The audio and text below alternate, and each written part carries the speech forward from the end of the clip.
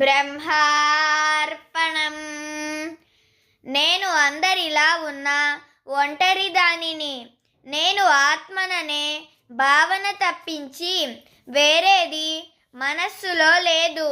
అందరిలాగానే అన్నీ చేస్తాను, కానీ లోపల మనస్సులోనికి ఏదీ రాదు. మనస్సులో విరాగిగా, పైకి మంత్రము మనిషిగా నడుస్తున్నాను. నాలో ఏమీ లేదు. దుర్గుణములు ఖండించి త్వరగా మేలు చేసే గురువులు యథార్థ గురువులు. గురువు మెచ్చుకున్నా తిట్టినా ఎల్లప్పుడూ గురువును గౌరవించిన వాడే చైతన్యంగా, గురువును చూసిన వాడే అసలైన శిష్యుడు. బ్రహ్మార్పణం.